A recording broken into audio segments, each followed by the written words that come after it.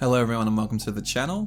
So today we've got an Amar'e Stoudemire build, so make sure he's a centre and we'll move on. So for the body settings, he is listed at 6'10" on basketballreference.com. So I am going to adjust the build to 6'10". So just make sure this is a centre. I know he played power forward for a lot of his career, but most of his all-star seasons were of him playing centre with Phoenix Suns. So do ensure he's a centre. You can also make this as a power forward. Some little things might be different, but generally it should be the same. But 6'10" for the height, 215 for the weight, so that'll be the minimum for a centre. And then the wingspan, just bump that up to 7'8". Body shape's up to you. I just chose built for Stoudemire because he's a bit of a heavy bloke, really thick, really strong, and we'll move on. So he was definitely an interior scorer. He only averaged 0.2 threes a game in terms of his attempts, so he rarely took threes at all.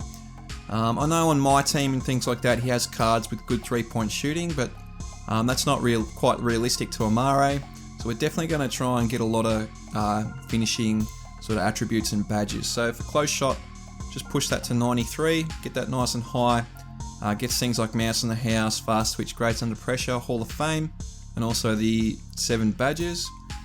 Now for driving layup, we're just going to push that to 80. At 80 you get the dominant big layup packages, and you also get the layup badges silver. So the dominant big layup package is quite good. I do like that a lot. I use it on some of my centers and power forwards, and it's quite effective, particularly when you go to get the dunk animations but you get contact and it changes it to a layup. Having a high layup can also help with that as well. In terms of driving dunk, we definitely want the pro contact dunks because Amar'e is a really great in-game dunker, posterizer of the biggest centers and other players, so we definitely want the pro contact dunks, the 84 driving dunk. In terms of standing dunk, like I said, he was a high flyer, so what we're going to do is we're going to max out standing dunk for a 99 standing dunk to get that Hall of Fame posterizer. So what you'll have is the pro contact dunks off 1 and 2, the big man contact dunks, the elite big man contact dunks at 90 standing dunk, and you'll also get the big man contact alley-oops as well, because you do need a 75 driving dunk for that and an 85 standing dunk as well. So you have all of those with Hall of Fame posterizer, so you should be able to posterize heaps of players.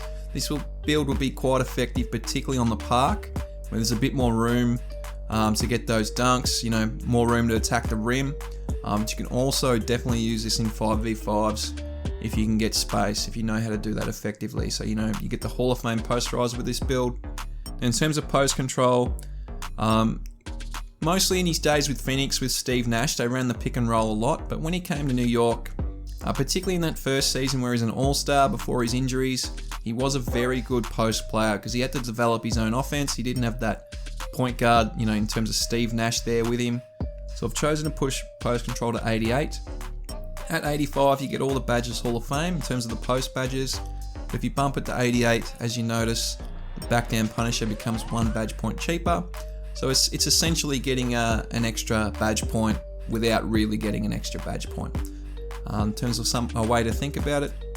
Now for shooting, like I said, he didn't shoot threes a lot, but what he did have was a really effective mid-range jump shot. So what we're going to do is we're going to push mid-range shot to 80. Now, like I said, it's more of a park build. There's a bit more of a chance to stretch the floor in the mid-range. You can sit in the corner just in front of the 3-point line and still stretch the floor quite effectively. But in terms of 5v5, that might be a bit more difficult. But you do have a good mid-range shot and the 11 shooting badges. Now for free throw, he was a 76 free throw shooter, 76%. So I had the points to get it to 77, which I think is pretty realistic. Then in terms of playmaking, he wasn't a huge playmaker. He only averaged 1.2 assists for his career, and that is with injury-affected seasons in there as well. But we are just going to get the 85 pass accuracy, just as it's just a really effective thing to do we definitely want that gold bullet passer. Now for ball handle, because you haven't upgraded shooting, you do have a lot of attribute points to spend in playmaking. So what we're going to do is we're going to max out 73 ball handle and speed with ball for the 21 playmaking badges. So the 73 ball handle, you get that silver handles for days, which can really help with stamina. And speed with ball, you do get the extra badge point at 62, and you also get the bronze quick first step. So particularly in park, you'll be able to take other centers off the dribble. If you happen to come up against a center that's really big, that doesn't have a heap of perimeter defense, it's a bit slow, you can definitely take them off the dribble. But if you're really good at playing the angles, you can definitely use this against other power forwards and bigs that have similar size anyway as well. So you can have, this build can be really great off the dribble.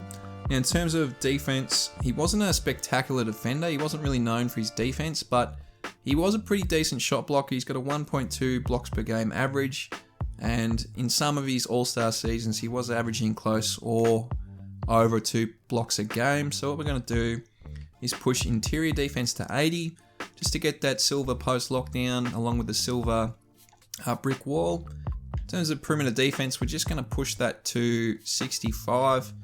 So at 65, you just get the extra badge point. And then steel, we're going to max out at 78 just to get that gold interceptor.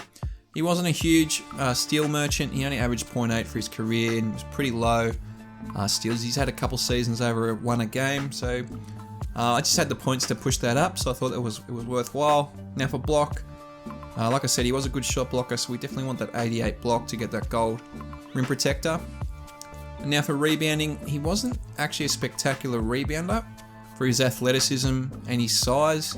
He only averaged, his career high was something like 9.5 a game. He's never averaged over 10 a game. But in saying that, we're still going to push defensive rebound to 91 and offensive rebound to 88. So you will have good rebounding. Gold's good enough. I have centers that only have gold rebound chaser. As long as you get position, particularly in 5v5s, as long as you get position, you know where the ball's going to go off a rebound. You should snag those boards pretty easily. So there should be no worries there. Now for physicals, we're just going to put speed and acceleration to 70. You can't go much higher than 70, so you're not losing out too much here. But 70 speed and acceleration. Strength will stay at 55. Vertical will go to 75, so we can get those contact dunks. And the rest will go on stamina, 89 stamina, and that's the build. So in total, you have 33 finishing, 11 shooting, 21 playmaking, and 31 defensive badges. For a total of 96 badges on this Amar'e Stoudemire build. It's got all the contact dunks, Hall of Fame posterizer, got pretty elite defense, 6'10", really mobile, and can take people off the dribble if you're really skilled at that. And it has a midi jump shot to help stretch the floor. So really versatile build. It's got a level of shooting, very interior, but it does have a level of shooting and playmaking on the perimeter that can be really effective. So you should have a lot of fun.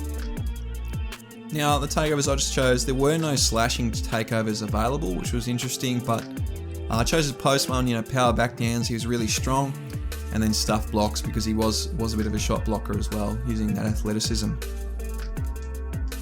But as you can see, you've built a versatile paint beast.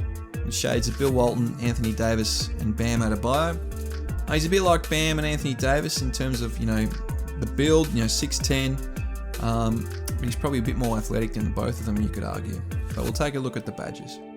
Now for finishing, we definitely want all the post ones, so drop stepper, back down punisher, and then other things, around the rim, fast twitch, grace under pressure. Definitely want Lob City finisher to get those animations, rise up, unstrippable, mouse in the house, hook specialist, and then we want the ones off the drive. So fearless finisher works with both off the drive and close shot, so that's a handy one to have bronze.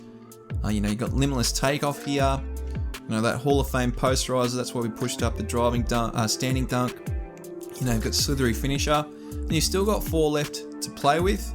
You can put it on post, put back boss, because got that offensive rebound, and he was quite good at those putbacks.